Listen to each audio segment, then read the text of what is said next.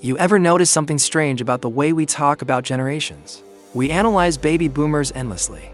We debate millennials like they're the defining force of modern culture. And Gen Z gets dissected constantly, as if there's some fascinating new species being studied in a laboratory, but sitting quietly. Between all that noise is an entire generation that rarely gets mentioned at all. Generation X. Born roughly between 1965 and 1980, they exist in this strange cultural blind spot.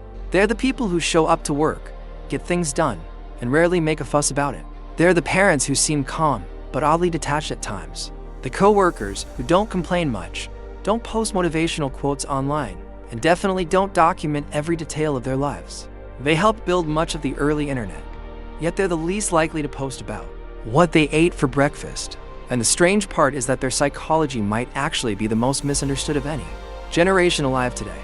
Because Generation X grew up in a world that looked very different from the one we live in now.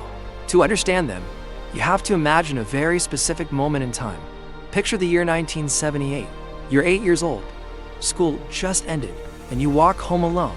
When you reach the front door, you pull a key out of your pocket and unlock the house yourself. Inside, the place is quiet. No parents, no supervision, no smartphone notifications, no cameras watching the front door. No way for anyone to check where you are. You pour yourself a bowl of cereal, maybe watch television, and start your homework. And then you wait, sometimes for hours.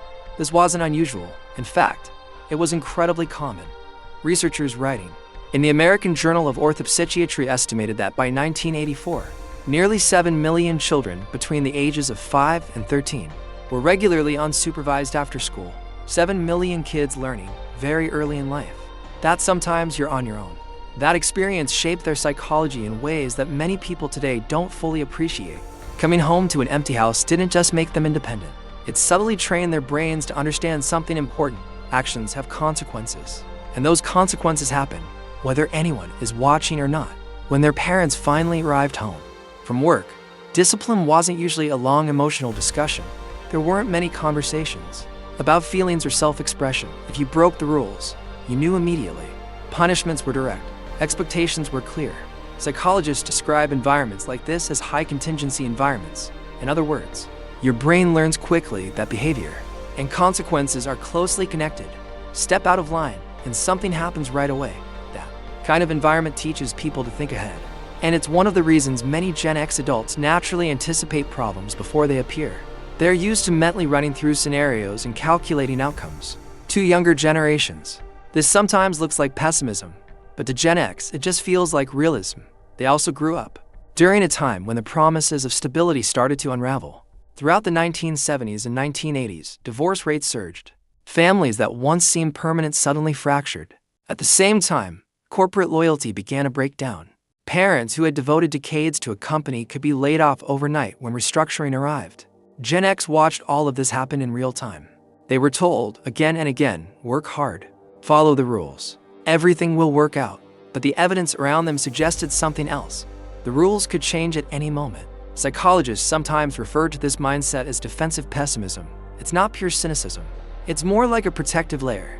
Gen X hopes for good outcomes, but they also quietly prepare for the possibility that things might fall apart, not because they want them to, but because they've seen it happen before. This perspective also explains why they tend to behave differently online.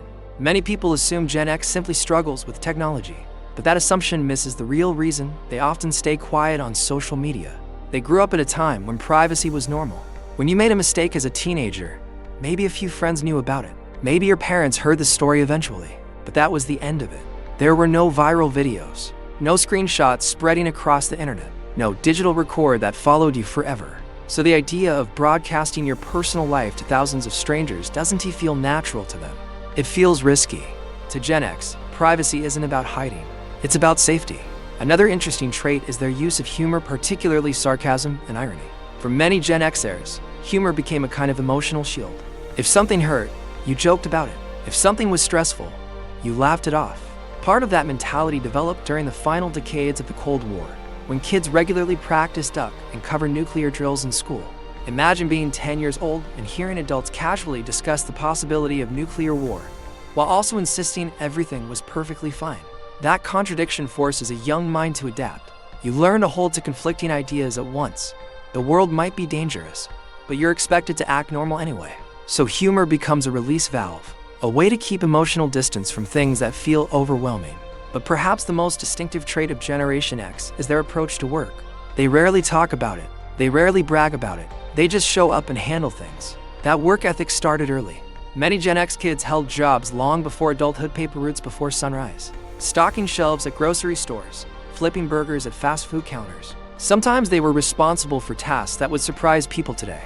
A 12-year-old delivering newspapers across an entire neighborhood, a teenager running a cash register, calculating change manually when the machine failed. These weren't resume builders. They were early introductions to responsibility. Gen X also learned something important from watching their parents struggle through layoffs and corporate upheaval. They stopped believing in company loyalty. Instead, they became loyal to competence. They can't control whether a company restructures, but they can control whether they're skilled enough to remain valuable wherever they go. And that mindset creates a fascinating paradox. Generation X is incredibly independent, yet quietly collaborative. They almost never ask for help. After all, they've been solving problems on their own since childhood. But if someone else needs help, they're often the first to show up. No announcement, no social media post, no need for recognition, just quiet assistance. That behavior traces back to childhood friendships formed during those unsupervised afternoons. When parents weren't around, kids relied on each other. Those bonds tended to be practical rather than performative. Gen X also developed a complicated relationship with authority. They respect competence more than titles. If a leader clearly knows what they're doing, Gen X employees will follow them without hesitation. But if someone holds a position without demonstrating real skill, patience disappears quickly. That skepticism didn't come from nowhere. Throughout their childhood and young adulthood, Gen X witnessed a series of public scandals and institutional failures, from Watergate to the Iran-Contra affair to the mishandling of the early AIDS crisis. Authority figures repeatedly proved fallible, and that experience shaped how Gen X evaluates leadership today.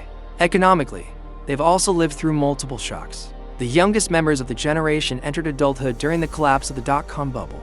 Older members were reaching peak earning years when the 2008 financial crisis disrupted global markets. Repeated instability left its mark. Gen X workers are more likely than many others to develop multiple income streams, not necessarily out of entrepreneurial ambition, but because they've learned that stability can disappear quickly. At the same time, psychologists have noticed something else. Gen X tends to rely heavily on self-reliance, sometimes to the point where it creates stress. Studies published in the Journal of Adult Development suggest that Gen X adults are less likely to seek social support during difficult periods, not because they lack friends or family, but because asking for help can feel like losing control. Their childhood taught them that the safest approach was often to handle problems alone. That mindset also influenced how they learned. Before the internet, information required effort.